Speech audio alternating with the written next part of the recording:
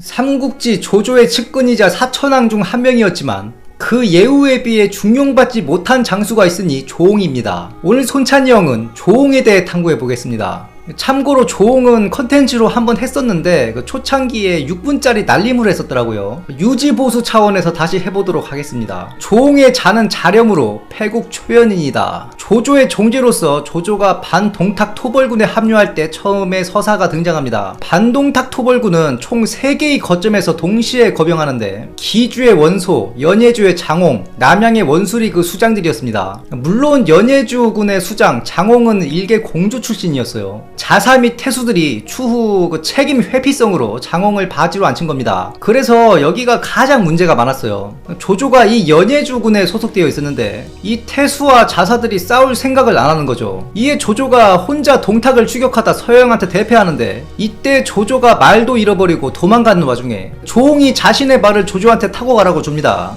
조조가 이걸 거절하죠. 그때 명언을 남기는데 천하 가무홍 불가무군. 천하에 조옹이 없는 건 괜찮다. 군께서 없으면 안 된다. 군은 멤버십 시간에 했었죠. 여러가지 의미가 있는데 여기서는 하나의 존칭이라 보시면 됩니다. 즉 조조를 뜻한다. 조옹 본인은 뛰어서 조조를 뒤따르는데 물을 만나 난처하게 되자 직접 배를 구해 조조를 피신시켰다. 조옹이 다른 사천왕들처럼 일생에 큰 병권을 갖지 못하거든요. 그런데 조조를 구한 일화로 굉장한 예우를 받고 자신의 목숨을 3번 구합니다. 촉에서 조은이 평생 그럴듯한 병권은 갖지 못했지만 유선을 구한 한 번의 명성으로 좋은 대우를 받은 것과 비슷하다 보시면 돼요. 각각 조조와 유비의 초창기 서사에 중요한 역할을 했다는 것도 공통점입니다.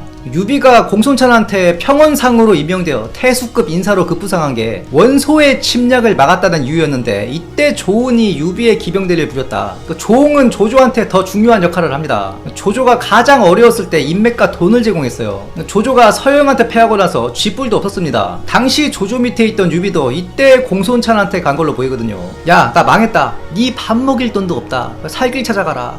향후 조조가 정욱, 곽과 같은 신뢰하는 모신들이 유비를 죽이라 하는데도 유비한테 이상하리만치 너그럽게 대했던 배경이 아닌가. 암튼 조조는 쫄딱 망했었습니다. 이때 조옹이 굉장한 역할을 하는 거죠. 양주자사 진혼, 소여홍선. 양주자사 진혼이 조옹과 원래부터 사이가 좋았다. 조옹이 회수를 건너 양주 땅에서 모병을 합니다. 여기서는 돈을 써서 말 그대로 모병을 한 거예요. 그것도 상갑 2천을 모병했다. 상갑이라 하면 갑옷이 상급이다. 즉 무장이 잘된 정이라는 뜻입니다. 이때 중요한 게 조옹이 상갑 2천을 모병하기 전에 가병 1000을 데리고 있었어요. 총 3000의 병력이 된 건데 조옹이 삼국지 3대 갑부라 칭해지죠. 나중에 조조가 잘 나갈 때 조조 밑에서 축제를 한 것이냐. 물론 조옹의 뽐새가 별로 좋지 않았기 때문에 가능성이 있지만 이때 이미 부곡 1000을 혼자 거느린 걸 보면 원래 부자였다 볼 수 있습니다. 그리고 조옹이 이 3000을 끌고 어디로 가느냐. 단양으로 갑니다. 제 영상 많이 보신 분들은 단양하면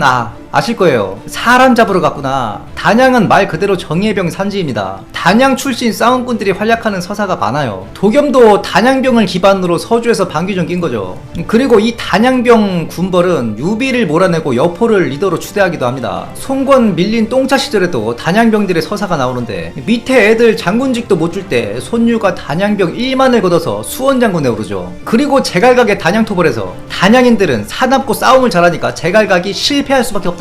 그런데 제갈각이 기똥찬 화전양면 전술로 단양을 토벌하고 여기서 단양병 수만을 채집하면서 정치적으로 떡상합니다. 나중에 오나라 말기에 정예부대 청건명이 있는데 얘들도 단양병들입니다. 단양태수 심영이 정예 5천에 푸른색 두건을 씌우게 하였다. 이게 청건병이라 되어 있어요. 그런데 단양은 모병으로 병사를 모을 수 있는 곳이 아닙니다. 장강 이남 토박이들의 도망자 무례배들이 무리를 지어 살던 걸로 보여요. 광군이 오면 산속에 숨었다가 돌아가면 또 활개를 쳤다고 하죠. 잡아서 강제로 병사로 부리는 겁니다. 오나라 호족들이 이런 식으로 개인의 세를 불린 거예요. 일종의 인간 사냥이라 볼 수 있는데 조옹이 3000으로 단양에 쳐들어간 겁니다. 여기서 수천을 얻었다. 즉 잡아들였다는 뜻이에요. 그리고 용왕에서 조조와 만났다. 용왕은 당시 예주 패국 용왕현이에요. 사실상 임무를 수행하고 돌아왔다. 쫄딱 망한 조조 입장에서 정예병 수천을 모아왔으니 굉장히 든든할 수밖에 없죠. 그래서 나중에 얘기하겠지만 지휘관으로서의 기회를 많이 줘요. 그 깜냥이 조조한테 성에 차지 않았던 것으로 보입니다.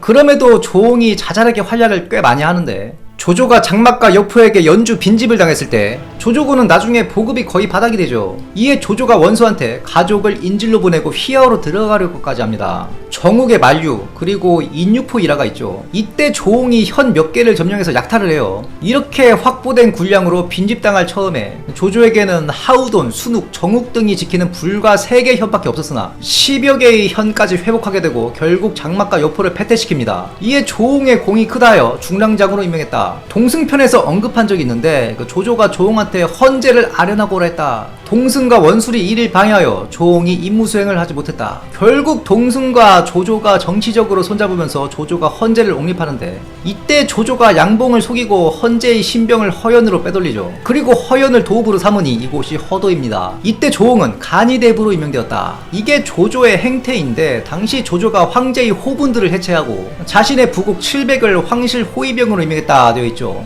호분은 세습직입니다. 충성스러운 가풍의 집안 사람이 호분에 임명되면 그 아들도 호분이 되는 거예요. 황제를 측근 경호하는 역할이기 때문에 매수가 되면 안 되기 때문입니다. 조조가 이걸 싹 다 자기 부국들로 교체해버렸어요. 그리고 조홍이 간이대부가 되는 건데 이 간이대부가 뭐 하는 거냐면 황실에 간언하는 역할입니다. 측근을 황제 옆에 심어서 감시체계를 만든 거예요. 이때 남양에서 모반이 일어났다. 사서에 나와 있는 이 모반이 뭘 얘기하는 거냐면 장안에서 깽판 치던 이각 패밀리 4인방 중 장제가 밥그릇 싸움에서 밀려서 형주를 약탈하러 들어가죠. 그런데 유표한테 처맞고 전사합니다. 이때 모두가 유표를 축하하니 유표가 이건 조문해야 할 일이지 축하할 일이 아니다. 이에 장제의 부하들이 유표한테 다 투항하게 되는데 그 중에 장제의 조카 장수가 있었어요. 유표가 장수한테 야 내가 병사 좀 줄게 남양 일대 한번 먹어볼래? 유표가 형주의 북쪽에 장수를 이용해서 완충지를 만들려고 한 거죠. 이에 장수가 남양을 점거하니 그쪽 대장이 되었다 이걸 말하는 거예요. 이때 조조가 조홍을 보냈는데 정벌 하지 못하고 퇴각합니다. 그래서 조조가 친정하게 되는 거예요. 조조가 나서자 이때는 또 그 아래 별부로서 조홍이 공을 세워요. 조조가 이때 생각했을 겁니다. 이놈은 혼자 일을 맡기면 안 된다. 4대 천왕 중 가장 출중한 하우연은 주장으로 출전하여 수많은 공을 세웠다고 하면 조홍은 주장으로 출전하면 결과가 안 좋다. 관도대전 때 조조가 허유의 특급 군사기밀을 듣고 목숨을 베팅하죠. 직접 오소로 출병합니다. 이때 조홍한테 본영을 맡기고 출병했다. 조조의 분전으로 오소가 떨어지고 조조 본영을 치던 원소군 장압과 고람이 투항하려 하죠. 조홍이 이를 의심합니다. 순유가 저것 믿어도 된다. 그래서 투항을 받아들이게 되는 건데 이런 하나하나가 다 조조의 귀에 들어갔겠죠. 순유라 하면 조조의 군사예요. 조홍이 어땠냐 바로 물어봅니다. 장압이랑 고람이 항복하겠다는 거 싸우려 하는 거 제가 말렸습니다 했겠죠. 그리고 원소가 죽고 또 다른 이원 대립 즉 원담과 원상이 대립할 때 원담 측 곽도가 신비를 보내 형주를 치려하던 조조를 꼬드기죠. 이에 조조가 원상이 비워놓고 신배가 지키던 업을 치는데 이때 조홍이 업 포위전에 활약했다. 조인마냥 조조 밑에서는 꽤 활약하는 장수다. 조조도 이걸 당시에 알고 있었던 걸로 보이는데 조홍한테 마지막 기회를 줍니다. 장압이 탄거에서 장비한테 거하게 털리고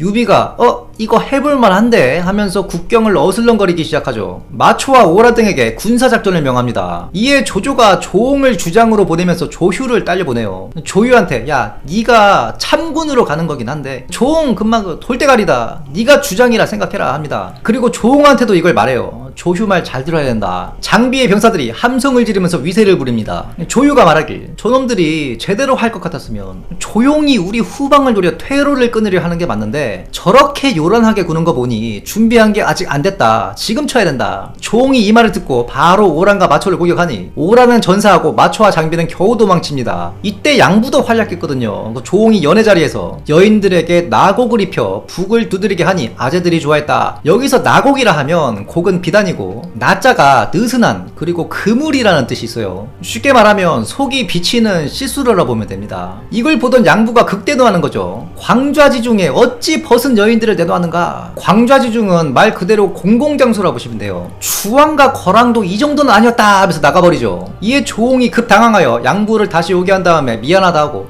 오늘 술자리는 이걸로 끝냅시다 하고 해산합니다. 지휘관으로서의 조홍의 커리어는 여기서 끝납니다. 장비 마초 오란을 토벌한 공도 사실 조휴의 공이라 할 수 있고, 조조도 그 조인 정도면 어째저째 맡겨볼만 하지만서도 조홍은 안 되겠다 한 거예요. 그리고 조조가 죽고 조홍은 46인 공경이하 대신들과 고비의 제위를 청하는 문서, 즉 위공경 상존호주에 위장군 국명정후 조홍으로서 서열 10번째로 이름을 올립니다. 그런데 웃긴 게 서열이 낮은 11위부터 18위까지가 다 사지절 신분이에요. 사지절 행 도독독군 진서장군 조진, 사지절 행 도독독군 영 양주사사 정동장군 안양향후 조휴, 사지절 행 도독독군 정남장군 평릉정후 하우상, 사지절 행 도독독군 서주자사 진동장군 장패, 사지절 좌장군 중향후 장압 등. 조홍은 사지절 신분도 아니었고 병권과 실권이 없었다 이 말입니다. 참고로 위공경 상존호주 이거 제가 커뮤니티에 원문 해석해서 올려드렸었죠. 그런데 조홍이 조비에게 밉보이게 됩니다. 그 조홍의 일생 그 세 번의 위기 한번 살펴보고 가겠습니다. 처음 위기는 조조가 협천자를 하고 슬슬 잘 나가게 될 때 조홍도 조조의 측근으로서 조조의 비상과 함께 인생이 피기 시작하는 거예요. 무릇 이런 인물들 밑에는 똥파리가 많이 꼬입니다. 조홍의 빈객들이 허도에서 사고를 쳤다. 당시 허은령이 만총이었는데 이들을 다 잡아들여요. 이에 조홍이 조조한테 꼬자질합니다. 만총 그 애송이가 이런 짓을 벌였다. 그런데 조조가 뻔히 사면하라 할 것을 안 만총이 그들을 죽여버리죠. 이에 조조가 화를 내기는커녕 무릇 법을 집행하려면 저렇게 해야 된다. 만총을 극찬하는 겁니다. 사실 이때 조홍이 조조의 측근이 아니었다면 조홍도 연루돼서 나락갈 수도 있었다. 오나라에서 송건이 자주 이용한 방식입니다. 밑에 애들 허물을 파서 대오족들을 연좌했죠. 이게 첫 번째 조홍이 위기를 탈출한 사례이다. 두 번째 사례가 그 조비한테 돈 안 빌려준 거. 조홍이 부자였음에도 인색했다 되어 있어요. 그래서 돈을 안 빌려줬다는 건데 그 조비가 나중에 역시 조홍의 빈객들의 부정을 드립잡아 조홍을 처형하려 해요. 신하들이 만류해도 조비가 듣지 않았다. 이때 변태우가 나섭니다. 조비의 황후 곽영한테 조홍이 죽으면 나는 널 폐위할 거다. 조비 말려라. 위략의 기록에서는 변태우가 아들 조비에게 자렴이 아니었으면 오늘이 있을 수 없었다. 조홍이 조조를 구하고 병사 모아온 거 얘기하는 거예요. 이에 조비가 한 발 물러서서 목숨은 살려주고 재산만 몰수하게 했다. 그런데 변태우가 그걸 또 듣고 돈도 돌려주라 해서 결국 돌려줬다. 다만 패서인 되었다. 이렇게 조홍은 두 번째의 위기를 벗어나게 됩니다. 그리고 조비가 죽고 조예가 제위에 오르니 표기장군의 군호 및 특진의 명호를 내리는데 이때 또 조홍의 주변 사람들이 사고를 쳐요. 조홍의 유모가 공주의 시녀와 무관산의 신에게 제사를 지내다 걸렸다. 당시 신에게 제사 지내는 건 영모입니다. 천신에게 올리는 제사는 오직 황제의 권리이자 의무였어요. 거기다가 산신이죠. 꼬름한 거예요. 사마지가 이들을 잡아들입니다. 이때 또 변태우가 나서요. 조홍이 또 구명을 요청했겠죠. 사마지가 변태우 말을 안 듣고 일전에 만총마냥 그들을 처형해버립니다. 이에 조예가 보고받고 일전에 조조처럼 잘했다 합니다. 변태우가 살아있었기에 망정이지. 사실 이런 경우 조홍도 영모에 엮일 가능성이 높아요. 이렇게 조홍이 주변 사람들을 잘 관리 못했기에 이런 위기들이 있었다. 참고로 조홍의 유모라고 되어 있죠. 시청자 한 분께서 물어보셨습니다. 이때 조홍의 나이가 이미 할배였을 건데 어찌 유모가 살아있을 수 있느냐, 혹시 다른 조홍 아니냐. 그래서 제 생각을 말씀드렸는데 일단 그 조홍이 맞아요. 사마지전에 특진 조홍 유모 당이라 명시가 되어 있어요. 다른 조홍도 아니고 특진 조홍이다. 앞서 조예가 조홍에게 특진의 명호를 내렸다 했죠. 특진은 삼공에 준하는 고관을 뜻하기도 합니다. 다만 조홍의 유모라기보다 조홍가의 유모라고 해석하는 게 맞아 보여요. 조홍의 아들이나 손자를 봐주던 유모를 뜻하는 것이다.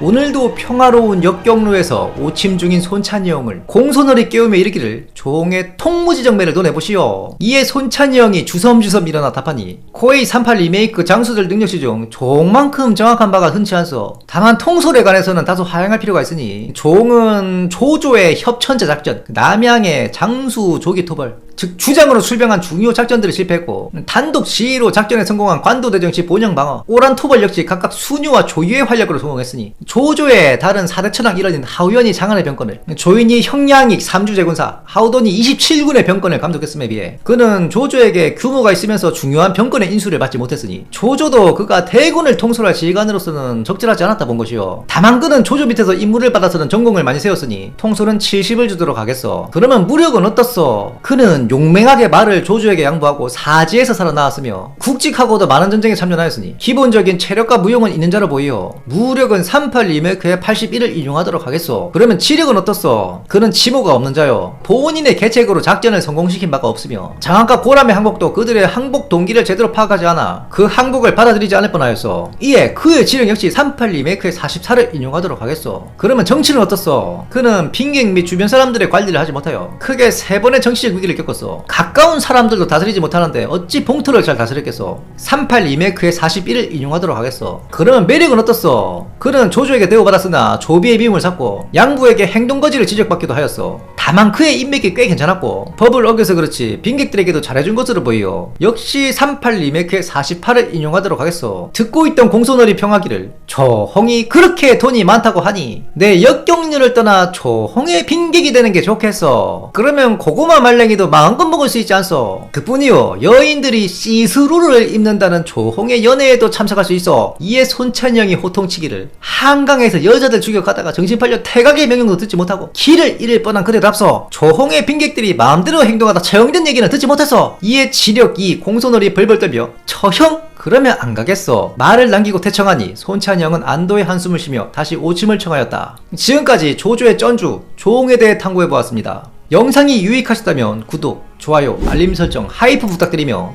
다음 시간에도 풍성한 내용으로 찾아뵙겠습니다. 감사합니다.